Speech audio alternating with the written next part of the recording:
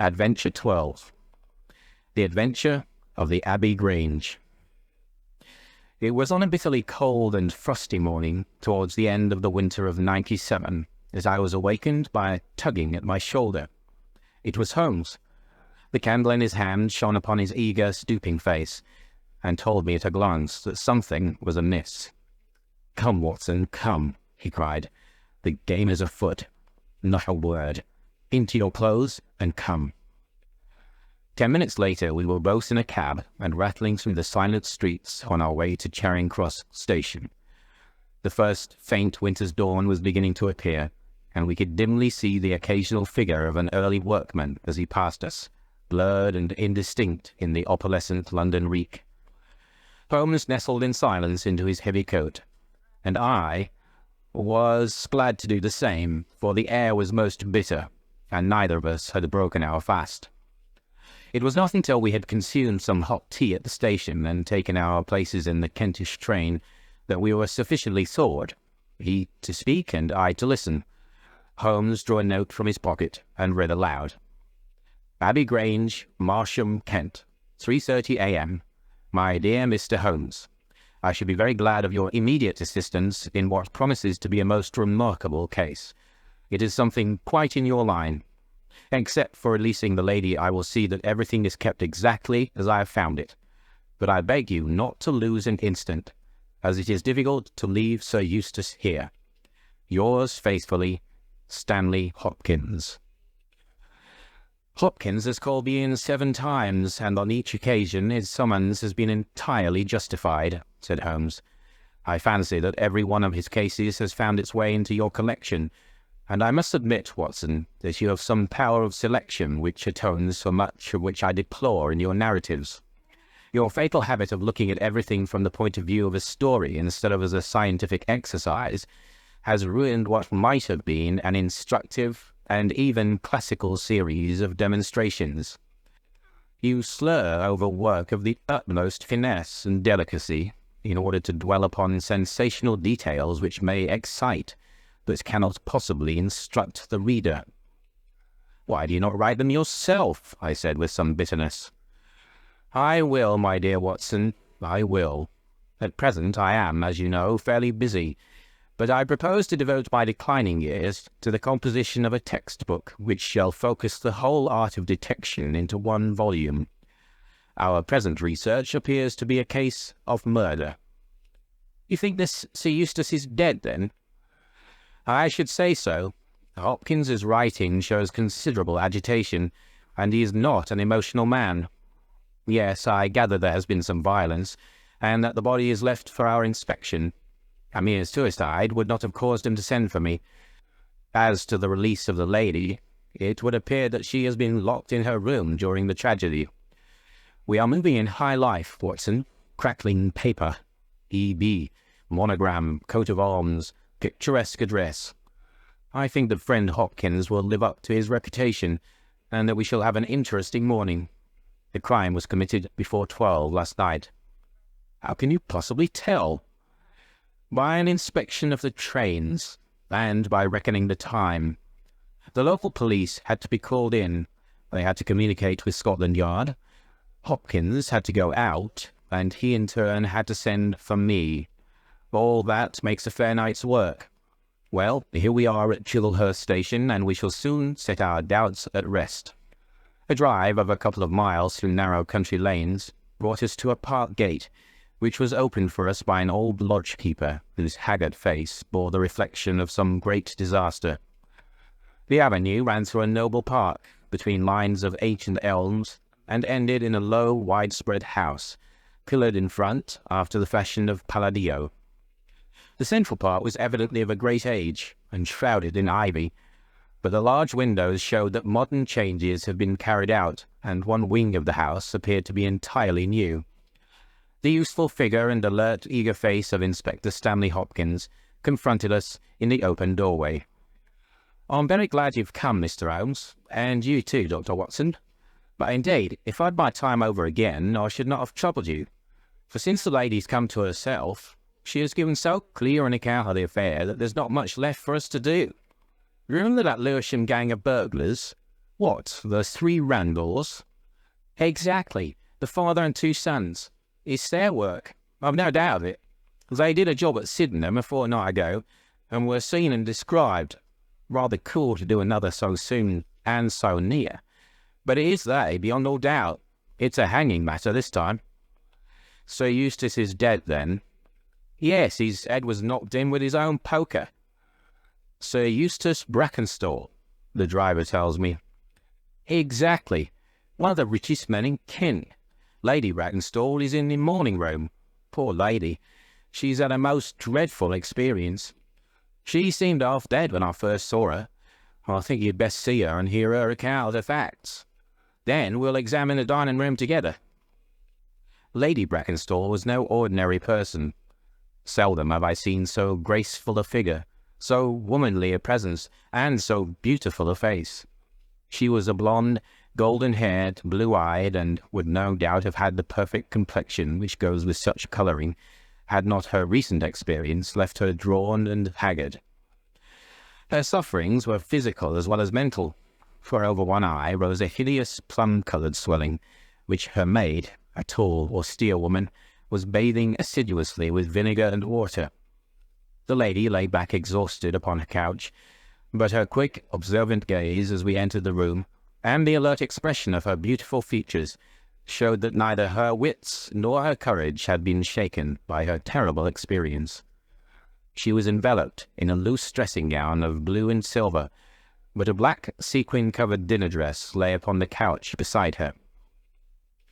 "I have told you all that happened, Mr. Hopkins," she said wearily. "Could you not repeat it for me? Well, if you think it necessary, I will tell these gentlemen what occurred. Have they been in the dining-room yet?" "I thought they had better hear your ladyship's story first." "I shall be glad when you can arrange matters. It is horrible to me to think of him still lying there." She shuddered, and buried her face in her hands. As she did so, the loose gown fell back from her forearms. Holmes uttered an exclamation. "You have other injuries, madam. What is this?" Two vivid red spots stood out on one of the white round limbs. She hastily covered it. "It is nothing. It has no connection with this hideous business tonight. If you and your friend will sit down, I will tell you all I can. I am the wife of Sir Eustace Brackenstall. I have been married about a year. I suppose that it is no use my attempting to conceal that our marriage has not been a happy one. I fear that all our neighbours would tell you that, even if I were to attempt to deny it. Perhaps the fault may be partly mine. I was brought up in the freer, less conventional atmosphere of South Australia, and this English life, with its proprieties and its primness, is not congenial to me. But the main reason lies in the one fact which is notorious to everyone, and that is that Sir Eustace was a confirmed drunkard. To be with such a man for an hour is unpleasant. Can you imagine what it means for a sensitive and high-spirited woman to be tied to him for day and night? It is a sacrilege, a crime, a villainy to hold that such a marriage is binding. I say that these monstrous laws of yours will bring a curse upon the land. God will not let such wickedness endure." For an instant she sat up, her cheeks flushed and her eyes blazing from under the terrible mark upon her brow. Then she strong, soothing hand of the austere maid drew her head down onto the cushion, and the wild anger died away into passionate sobbing. At last she continued, "I will tell you about last night. You are aware, perhaps, that in this house all the servants sleep in the modern wing. This central block is made up of the dwelling rooms, with the kitchen behind and our bedroom above. My maid, Teresa, sleeps above my room. There is no one else, and no sound could alarm those who are in the farther wing. This must have been well known to the robbers, or they would not have acted as they did. Sir Eustace retired about 10:30. The servants had already gone to their quarters. Only my maid was up, and she had remained in her room at the top of the house until I needed her services. I sat until after 11 in this room, absorbed in a book. Then I walked round to see that all was right before I went upstairs. It was my custom to do this myself, for, as I've explained, Sir Eustace was not always to be trusted. I went into the kitchen, the butler's pantry, the gun-room, the billiard-room, the drawing-room, and finally the dining-room. As I approached the window, which is covered with thick curtains, I suddenly felt the wind blow upon my face, and realized that it was open. I flung the curtain aside, and found myself face to face with a broad-shouldered elderly man, who had just stepped into the room. The window is a long French one, which really forms a door leading to the lawn. I held my bedroom candle lit in my hand, and by its light, behind the first man, I saw two others who were in the act of entering. I stepped back, but the fellow was on me in an instant. He caught me first by the wrist and then by the throat. I opened my mouth to scream, but he struck me a savage blow with his fist over the eye and felled me to the ground. I must have been unconscious for a few minutes, for when I came to myself, I found that they had torn down the bell rope and had secured me tightly to the oaken chair, which stands at the head of the dining-room table. I was so firmly bound that I could not move, and a handkerchief round my mouth prevented me from uttering a sound. It was at this instant that my unfortunate husband entered the room. He had evidently heard some suspicious sounds, and he came prepared for such a scene as he found.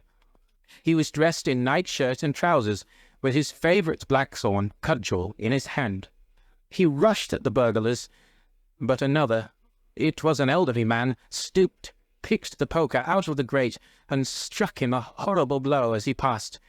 He fell with a groan, and never moved again. I fainted once more, but again it could only have been for a very few minutes, during which I was insensible. When I opened my eyes, I found that they had collected the silver from the sideboard, and they had drawn a bottle of wine which stood there. Each of them had a glass in his hand. I have already told you, have I not, that one was elderly, with a beard, and the others young, hairless lads. They might have been a father with his two sons. They talked together in whispers. Then they came over and made sure that I was securely bound. Finally they withdrew, closing the window after them. It was quite a quarter of an hour before I got my mouth free. When I did so, my screams brought the maid to my assistance. The other servants were soon alarmed, and we sent for the local police, who instantly communicated with London. That is really all that I can tell you, gentlemen, and I trust that it will not be necessary for me to go over so painful a story again. "Any questions, Mr. Holmes?" asked Hopkins. "I will not impose any further tax upon Lady Brackenstall's patience and time," said Holmes. "Before I go into the dining-room, I should like to hear your experience." He looked at the maid. "I saw the man before ever they came into the house," said she. "As I sat by my bedroom window, I saw 3 men in the moonlight down by the lodge gate yonder, but I thought nothing of it at the time. It was more than an hour after that I heard my mistress scream, and down I ran to find her, poor lamb, just as she says, and him on the floor with his blood and brains over the room. It was enough to drive a woman out of her wits, tied there, and her very dress spotted with him. She never wanted courage, did Miss Mary Fraser of Adelaide, and Lady Brackenstall of Abbey Grange hasn't learned new ways. You've questioned her long enough, you gentlemen, and now she's coming to her own room, just with her old Teresa, to get the rest that she badly needs." With a motherly tenderness, the gaunt woman put her arm round her mistress and led her from the room. "She's been with her all her life," said Hopkins. "Nursed her as a baby and came with her to England when they first left Australia 18 months ago. Teresa Wright is her name, and the kind of maid you don't pick up nowadays. This way, Mr. Holmes, if you please." The keen interest had passed out of Holmes's expressive face, and I knew that with the mystery all the charm of the case had departed. There still remained an arrest to be effected, but what were these commonplace rogues that he should soil his hands with them? An abstruse and learned specialist, who finds that he has been called in for a case of measles, would experience something of the annoyance which I read in my friend's eyes. Yet the scene in the dining-room of the Abbey Grange was sufficiently strange to arrest his attention and to recall his waning interest. It was a very large and high chamber with carved oak ceiling, oaken panelling, and a fine array of deer's heads and ancient weapons around the walls. At the further end from the door was the high French window of which we had heard. 3 smaller windows on the right-hand side filled the apartment with cold winter sunshine. On the left was a large, deep fireplace, with a massive overhanging oak mantelpiece. Beside the fireplace was a heavy oaken chair with arms and crossbars at the bottom. In and out through the open woodwork was woven a crimson cord, which was secured at each side to the crosspiece below. In releasing the lady, the cord had been slipped off her, but the knots with which it had been secured still remained. These details only struck our attention afterwards, for our thoughts were entirely absorbed by the terrible object which lay upon the tiger-skin hearthrug in front of the fire. It was the body of a tall, well-made man about 40 years of age. He lay upon his back, his face upturned, with his white teeth grinning through his short black beard. His 2 clenched hands were raised above his head, and a heavy blackthorn stick lay across them. His dark, handsome, aquiline features were convulsed into a spasm of vindictive hatred, which had set his dead face in a terribly fiendish expression. He'd evidently been in his bed when the alarm had broken out, for he wore a foppish embroidered nightshirt, and his bare feet projected from his trousers. His head was horribly injured, and the whole room bore witness to the savage ferocity of the blow which had struck him down. Beside him lay the heavy poker, bent into a curve by the concussion. Holmes examined both it and the indescribable wreck which it had wrought. "He must be a powerful man, this elder Randall," he remarked. "Yes," said Hopkins. "I have some record of the fella, and he's a rough customer. You should have no difficulty in getting him." "Oh, the slyest. We've been on the lookout for him, and there was some idea that he got away to America. Now that we know that the gang are here, I don't see how they can escape. We have the news at every seaport already, and a reward will be offered before evening. What beats me is how they could have done so mad a thing, knowing that the lady could describe them, and that we could not fail to recognize the description." "Exactly. One would have expected that they would silence Lady Brackenstall as well." "They may not have realized," I suggested, "that she'd recovered from her faint." "That is likely enough. If she seemed to be senseless, they would not take her life. What about this poor fellow, Hopkins? I seem to have heard some queer stories about him." "He was a good-hearted man when he was sober, but a perfect fiend when he was drunk, or rather when he was half-drunk, for he seldom really went the whole way. The devil seemed to be in him at such times, and he was capable of anything. From what I hear, in spite of all his wealth and his title, he very nearly came our way once or twice. There was a scandal about his drenching a dog with petroleum and setting it on fire, her ladyship's dog, to make the matter worse, and that was only hushed up with difficulty. Then he threw a decanter at the maid, Teresa Wright. There was trouble about that. On the whole, and between ourselves, it would be a brighter house without him. What are you looking at now?" Holmes was down on his knees, examining with great attention the knots upon the red cord with which the lady had been secured. Then he carefully scrutinized the broken and frayed end where it had snapped off when the burglar had dragged it down. "When this was pulled down, the bell in the kitchen must have rung loudly," he remarked. "No one could hear it. The kitchen stands right at the back of the house." "How did the burglar know no one would hear it? How dared he pull at a bell rope in that reckless fashion?" "Exactly, Mr. Holmes, exactly. You put the very question which I've asked myself again and again.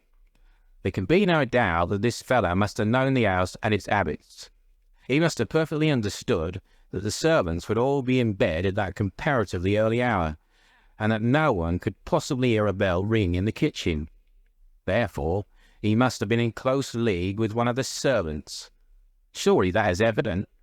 But there are 8 servants, and all of them good character." "Other things being equal," said Holmes, "one would expect the one at whose head the master threw a decanter and yet that would involve treachery towards the mistress to whom the woman seems devoted. Well, well, the point is a minor one, and when you have Randall, you'll probably find no difficulty in securing his accomplice. The lady's story certainly seems to be corroborated, if it needed corroboration, by every detail which we see before us. He walked to the French window and threw it open. There are no signs here, but the ground is iron-hard, and one would not expect them. I see that these candles in the mantelpiece have been lighted. Yes, it was by their light and that of the lady's bedroom candle that the burglars saw their way about. And what did they take?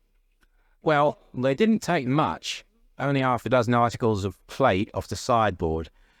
Lady Brackenstall thinks that they were themselves so disturbed by the death of Sir Eustace that they didn't ransack the house as they would otherwise have done. No doubt that is true, and yet they drank some wine, I understand, to steady their nerves. Exactly. These 3 glasses upon the sideboard have been untouched, I suppose. Yes, and the bottle stands as I left it. Let us look at it. Hello? Hello? What is this? The 3 glasses were grouped together, all of them tinged with wine, and one of them containing some dregs of beeswing. The bottle stood near them, 2/3 full, and beside it lay a long, deeply stained cork. Its appearance and the dust upon the bottle showed that it was no common vintage which the murderers had enjoyed. A change had come over Holmes's manner. He had lost his listless expression, and again I saw an alert light of interest in his keen, deep-set eyes. He raised the cork and examined it minutely. "How did they draw it?" he asked. Hopkins pointed to a half-open drawer. In it lay some table linen and a large corkscrew. "Did Lady Brackenstall say that screw was used?" "Now, you remember that she was senseless at the moment when the bottle was opened?" "Quite so. As a matter of fact, that screw was not used. This bottle was opened by a pocket screw, fully contained in a knife and not more than 1.5 inches long. If you'll examine the top of the cork, you will observe that the screw was driven in 3 times before the cork was extracted. It has never been transfixed. This long screw would have transfixed it and drawn it up with a single pull. When you catch this fellow, you will find that he has one of these multiplex knives in his possession."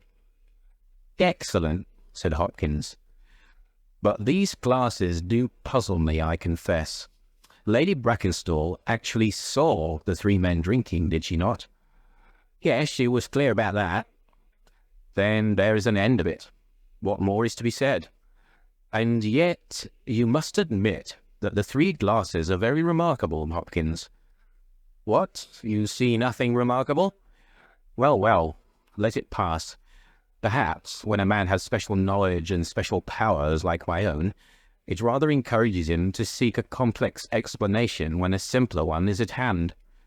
Of course, it must be a mere chance about the glasses. Well, good morning, Hopkins. I don't see that I can be of any use to you, and you appear to have your case very clear. You'll let me know when Randall is arrested, and any further developments which may occur. I trust that I shall soon have to congratulate you upon a successful conclusion. Come, Watson, I fancy that we may employ ourselves more profitably at home." During our return journey, I could see by Holmes's face that he was much puzzled by something which he had observed. Every now and then, by an effort, he would throw off the impression and talk as if the matter were clear, but then his doubts would settle down upon him again, and his knitted brows and abstracted eyes would show that his thoughts had gone back once more to the great dining-room of the Abbey Grange, in which this midnight tragedy had been enacted. At last, by a sudden impulse, just as our train was crawling out of a suburban station, he sprang onto the platform and pulled me out after him. "Excuse me, my dear fellow," said he, as we watched the rear carriages of our train disappearing round a curve. "I am sorry to make you the victim of what may seem a mere whim, but on my life, Watson, I simply can't leave that case in this condition. Every instinct that I possess cries out against it. It's wrong. It's all wrong. I'll swear that it's wrong. And yet the lady's story was complete. The maid's corroboration was sufficient. The detail was fairly exact. What have I to put up against that? 3 wine glasses. That is all. But if I had not taken things for granted, if I had examined everything with the case with which I should have shown had we approached the case de novo, and had no cut-and-dried story to warp my mind, should I not then have found something more definite to go upon? Of course I should. Sit down on this bench, Watson, until a train for Chislehurst arrives, and allow me to lay the evidence before you, imploring you in the first instance to dismiss from your mind the idea that anything which the maid or her mistress may have said must necessarily be true. The lady's charming personality must not be permitted to warp our judgment. Surely there are details in her story which, if we looked at in cold blood, would excite our suspicion. These burglars made a considerable haul at Sydenham a fortnight ago. Some account of them and of their appearance was in the papers, and would naturally occur to anyone who wished to invent a story in which imaginary robbers should play a part. As a matter of fact, burglars who have done a good stroke of business are, as a rule, only too glad to enjoy the proceeds in peace and quiet, without embarking on another perilous undertaking. Again, it is unusual for burglars to operate at so early an hour. It is unusual for burglars to strike a lady to prevent her screaming, since one would imagine that was the sure way to make her scream. It is unusual for them to commit murder when their numbers are sufficient to overpower one man. It is unusual for them to be content with a limited plunder when there was much more within their reach. And finally, I should say that it was very unusual for such men to leave a bottle half empty. How do all these unusuals strike you, Watson? Their cumulative effect is certainly considerable, and yet each of them is quite possible in itself.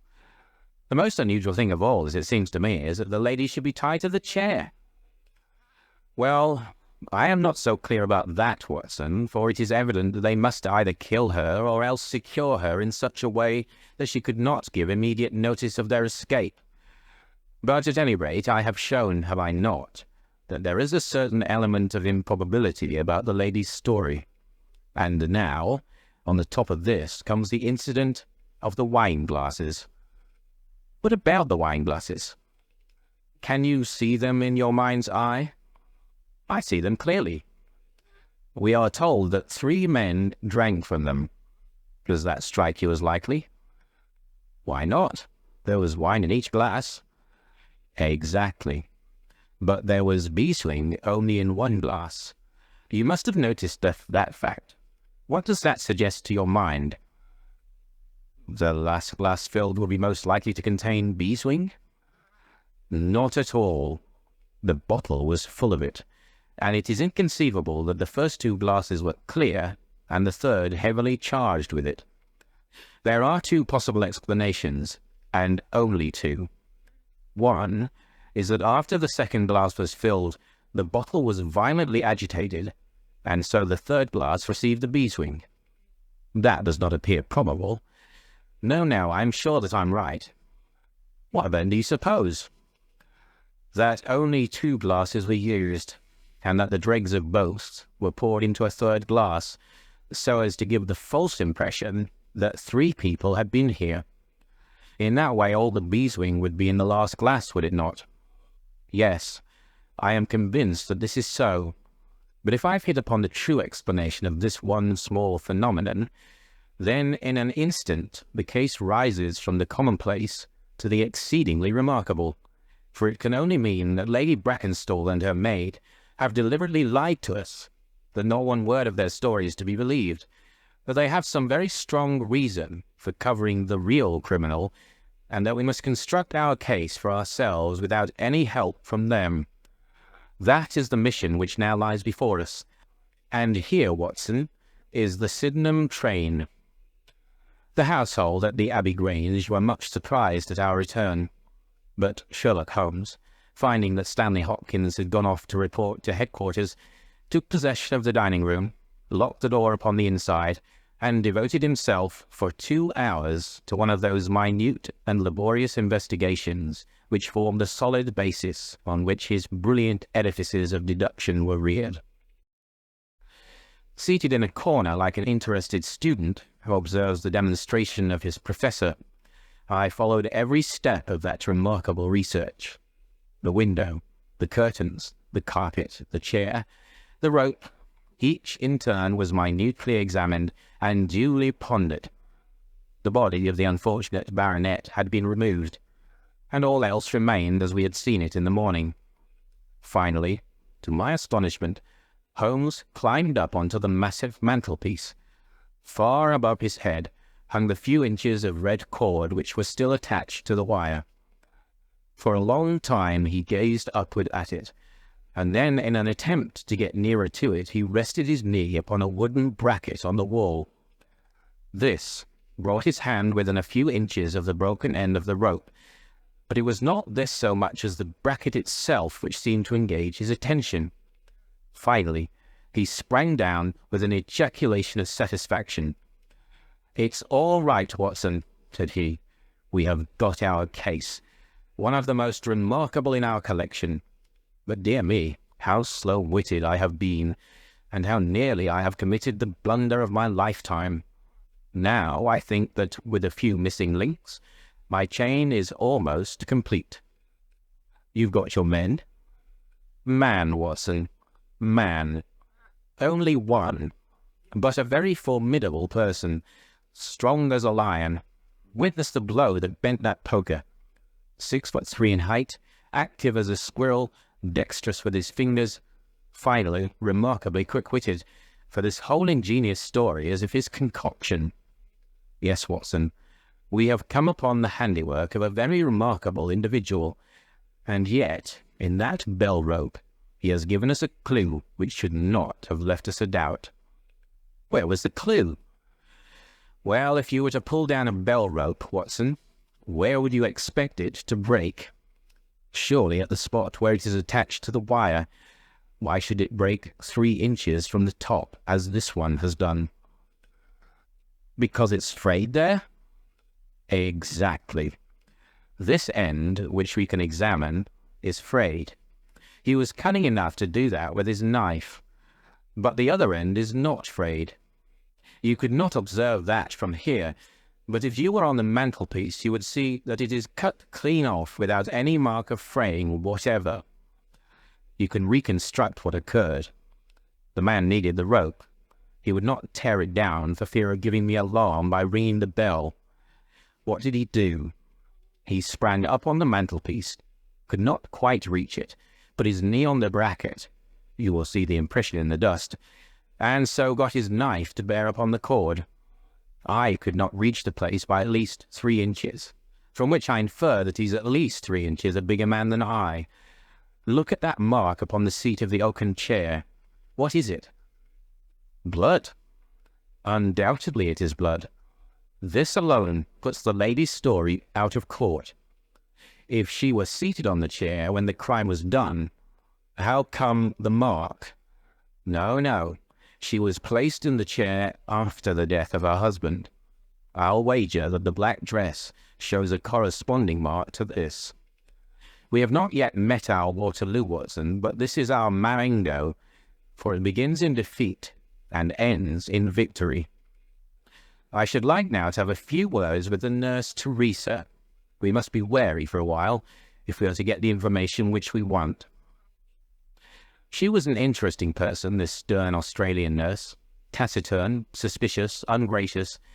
It took some time before Holmes's pleasant manner and frank acceptance of all that she said thawed her into a corresponding amiability. She did not attempt to conceal her hatred for her late employer. "Yes, sir, it is true that he threw the decanter at me. I heard him call my mistress a name, and I told him that he should not dare speak to her as if her brother had been there. Then it was that he threw it at me. He might have thrown a dozen if he'd but left my bonny bird alone. He was forever ill-treating her, and she too proud to complain. She would not even tell me all that he's done to her. She never told me those marks on her arm that you saw this morning, but I know very well what they came from a stab with a hat pin. The sly devil! God forgive me that I should speak of him so, now that he's dead. But a devil he was, if ever one walked the earth. He was all money when we first met him, only 18 months ago. We both feel as if it were 18 years. She'd only just arrived in London. Yes, it was her first voyage. She'd never been from home before. He won her with his title and his money and his false London ways. If she made a mistake, she's paid for it, if ever a woman did. What months did we meet him? Well, I tell you, it was just after we arrived. We arrived in June and it was July. We were married in January last year. Yeah, she's down in the morning room again, and I have no doubt she'll see you. But you must not ask too much of her, for she's gone through all that flesh and blood will stand. Lady Brackenstall was reclining on the same couch, but looked brighter than before. The maid had entered with us, and began once more to foment the bruise upon her mistress's brow. "I hope," said the lady, "that you have not come to cross-examine me again." "No," Holmes answered in his gentlest voice. "I will not cause you any unnecessary trouble, Lady Brackenstall, and my whole desire is to make things easy for you, for I am convinced that you are a much-tried woman. If you will treat me as a friend and trust me, you may find that I will justify your trust." "What do you want me to do?" "To tell me the truth." "Mr. Holmes." "No, no, Lady Brackenstall. It is no use. You may have heard of any little reputation which I possess. I will stake it all on the fact that your story is an absolute fabrication." Mistress and maid were both staring at Holmes with pale faces and frightened eyes. "You are an impudent fellow," cried Teresa. "Do you mean to say that my mistress has told a lie?" Holmes rose from his chair. "Have you nothing to tell me?" "I have told you everything." "Think once more, Lady Brackenstall. Would it not be better to be frank?" For an instant there was hesitation in her beautiful face. Then some new strong thought caused it to set like a mask. "I have told you all I know." Holmes took his hat and shrugged his shoulders. "I am very sorry," he said, and without another word we left the room and the house. There was a pond in the park, and to this my friend led the way. It was frozen over, but a single hole was left for the convenience of a solitary swan. Holmes gazed at it, and then passed on to the lodge gate. There he scribbled a short note for Stanley Hopkins, and left it with the lodge keeper. "It may be a hit, or it may be a miss. But we are bound to do something for friend Hopkins, just to justify this second visit," said he. "I will not quite take him into my confidence yet. I think our next scene of operations must be the shipping office of the Adelaide-Southampton line, which stands at the end of Pall Mall, if I remember right. There is a second line of steamers which connect South Australia with England, but we will draw the larger cover first." Holmes's card sent in to the manager ensured instant attention, and he was not long in acquiring all the information he needed. In June of '95, only one of their line had reached a home port. It was the Rock of Gibraltar, their largest and best boat. A reference to the passenger list showed that Miss Fraser of Adelaide, with her maid, had made the voyage in her. The boat was now somewhere south of the Suez Canal on her way to Australia. Her officers were the same as in '95, with one exception. The first officer, Mr. Jack Crocker, had been made a captain and was to take charge of their new ship, the Bass Rock, sailing in 2 days' time from Southampton.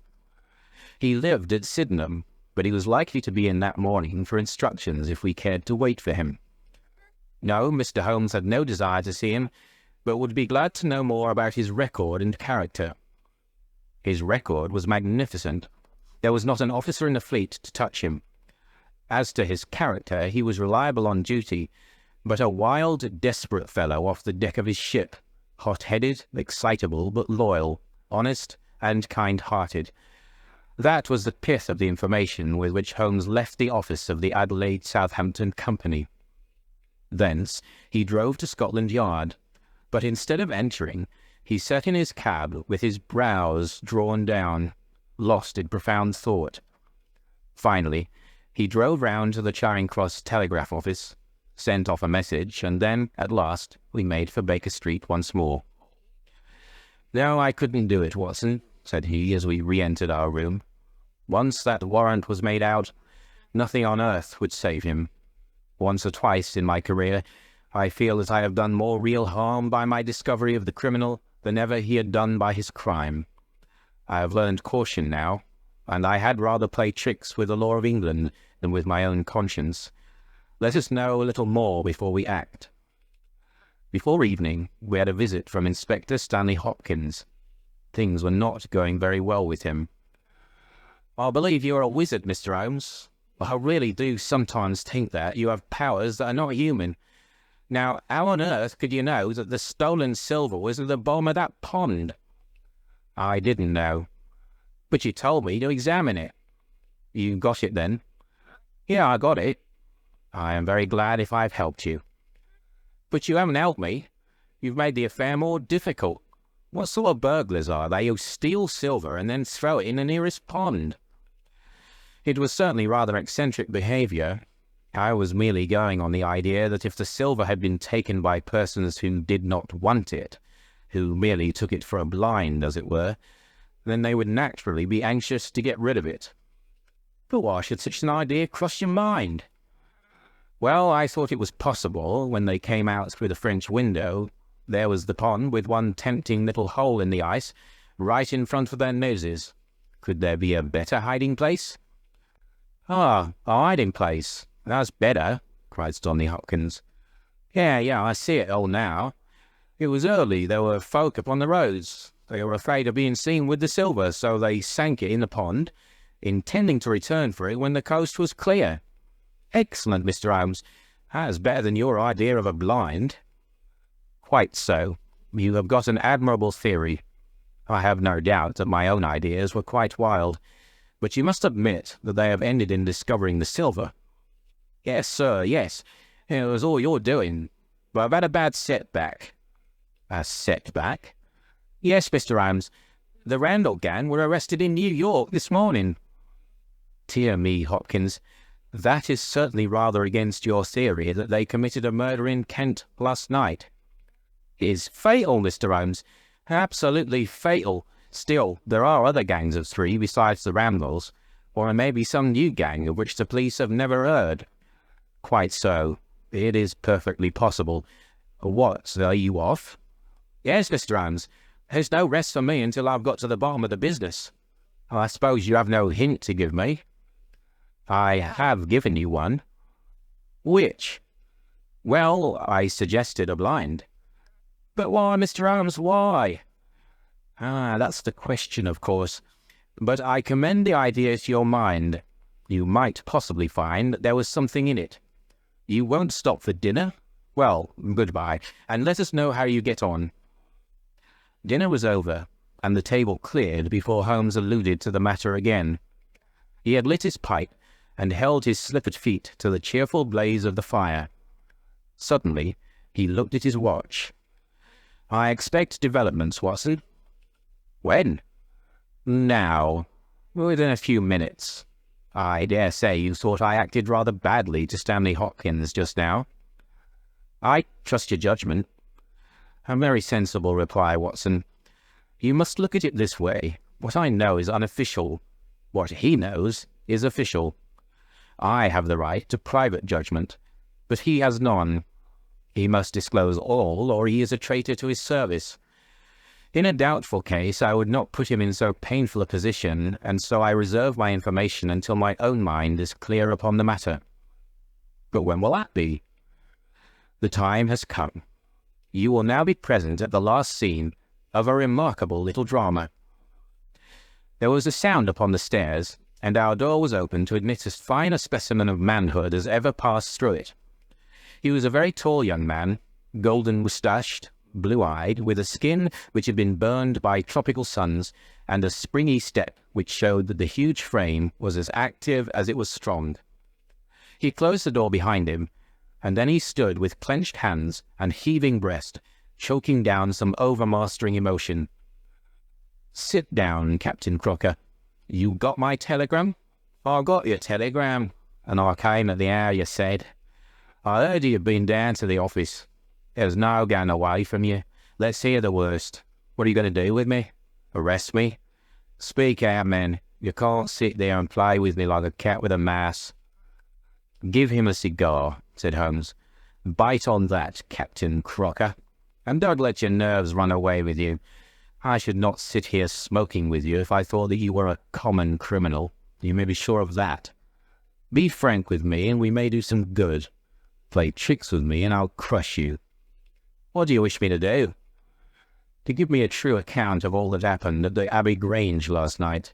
A true account, mind you, with nothing added and nothing taken off. I know so much already that if you go 1 inch off the straight, I'll blow this police whistle from my window, and the affair goes out of my hands forever." The sailor thought for a little. Then he struck his leg with his great sunburned hand. "I'll chance it," he cried. "I'll believe you, for a man of your word and a white man, and I'll tell you the whole story. But one thing I will say first. As far as I'm concerned, I regret nothing, and I'll fear nothing, and I'll do it all again and be proud of the job. Damn the beast, if he had as many lives as a cat, he'd owe them all to me. But it's the lady, Mary Fraser, for never will I call her by that accursed name, when I think of getting her into trouble. I would give my life just to bring one more smile to her dear face. It's that turns my soul into water, and yet, what less could I do? I'll tell you my story, gentlemen, and then I'll ask you as man to man, what less could I do? I must go back a bit. You seem to know everything, so I expect that you know that I met her when she was a passenger and I was first officer of the Rock of Gibraltar. From the first day I met her, she was the only woman to me. Every day of that voyage I loved her more, and many a time since have I keeled down in the darkness of the night watch and kissed the deck of that ship because I knew her dear feet had trod on it. She was never engaged to me. She treated me as fairly as ever a woman treated a man. I've no complaint to make. It was all love on my side and all good comradeship and the friendship on hers. When we parted, she was a free woman, but I could never again be a free man. Next time I came back from sea, I heard of her marriage. Well, why shouldn't she marry him she liked? Title and money, who could carry them better than she? She was born for all that is beautiful and dainty. I didn't grieve over her marriage. I was not such a selfish hound as that. I just rejoiced that good luck had come her way and that she had not thrown herself away on a penniless sailor. That's how I loved Mary Fraser. Well, I never thought to see her again. The last voyage I was promoted. The new boat was yet launched, so I had to wait for a couple of months with my people at Sydenham. One day out in a country lane I met Teresa Wright, her old maid. She told me all about her, all about him, about everything. I tell you, gentlemen, it nearly drove me mad. This drunken hound, that he should dare to raise his hand to her. With his boots he was not worthy to lick. I met Teresa again. Then I met Mary himself and met her again. Then she would meet me no more, but the other day I had a notice that I was to start on my voyage within a week, and I determined that I would see her once before I left. Teresa was always my friend, for she loved Mary and hated this villain almost as much as I did. From her I learned the ways of the house.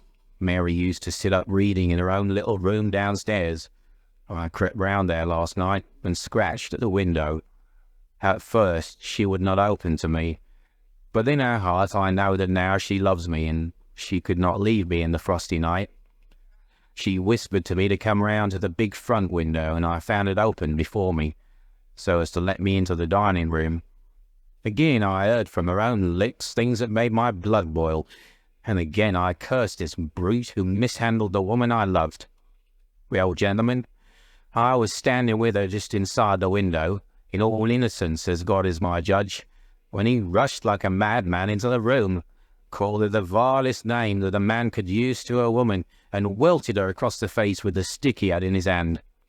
I had sprung for the poker, and it was a fair fight between us. See here on my arm, where his first blow fell? Then it was my turn, and I went through him as if he'd been a rotten pumpkin. Do you think I was sorry? Not I. It was his life or mine. But far more than that, it was his life or hers. For how could I leave her in the power of this madman? That was how I killed him. Was I wrong? Well then, what would either of you gentlemen have done if you had been in my position? She had screamed when he struck her, and that brought old Teresa down from the room above. It was a bottle of wine on the sideboard, and I opened it and poured a little between Mary's lips, for she was half dead with shock. Then I took a drop myself. Teresa was as cool as ice, and it was her plot as much as mine. We must make it appear that burglars had done the thing. Teresa kept on repeating our story to her mistress, while I swarmed up and cut the rope of the bell. And I lashed her in a chair and frayed out the end of the rope to make it look natural, else they would wonder how in the world a burglar could have got there to cut it. And I gathered up a few plates and pots of silver to carry out the idea of the robbery. And there I left them, with orders to give the alarm when I had a quarter of an hour's start. I dropped the silver into the pond and made off for Sydenham, feeling that for once in my life I had done a real good night's work. And that's the truth, and the old truth, Mr. Holmes, if it cost me my neck. Holmes smoked for some time in silence, and he crossed the room and shook our visitor by the hand. That's what I think, said he. I know that every word is true, for you have hardly said a word which I did not know. No one but an acrobat or a sailor could have got up to that bell rope from the bracket, and no one but a sailor could have made the knots with which the cord was fastened to the chair. Only once had this lady been brought into contact with sailors, and that was on her voyage. And it was someone of her own class of life, since she was trying hard to shield him, and so showing that she loved him. You see how easy it was for me to lay my hands upon you when once I had started upon the right trail. I thought the police never could have seen through our dodge. And the police haven't. Nor will they, to the best of my belief. Now look here, Captain Crocker.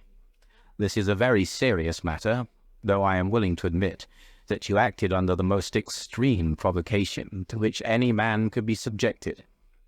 I am not sure that in defence of your own life your action will not be pronounced legitimate. However, that is for a British jury to decide. Meanwhile, I have so much sympathy for you that, if you choose to disappear in the next 24 hours, I will promise you that no one will hinder you. And then it will all come out. Certainly it will come out. The sailor flushed with anger. What sort of proposal is that to make a man? I know enough of law to understand that Mary would be held as accomplice. Do you think I would leave her alone to face the music while I slunk away? No, sir. Let them do their worst upon me, but for heaven's sake, Mr. Holmes, find some way to keep my poor Mary out of the courts. Holmes, for a second time, held out his hand to the sailor.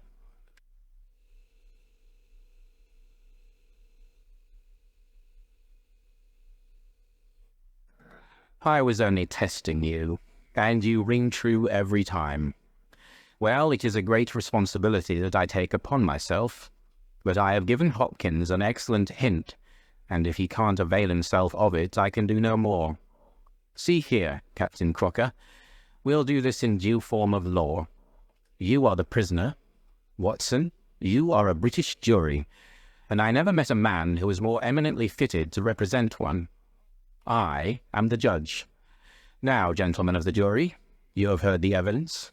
Do you find the prisoner guilty or not guilty? Not guilty, my lord, said I. Vox populi, vox Dei. You are acquitted, Captain Crocker. So long as the law does not find some other victim, you are safe from me. Come back to this lady in a year, and may her future and yours justify us in the judgment which we have pronounced this night. End of the adventure of the Abbey Grange.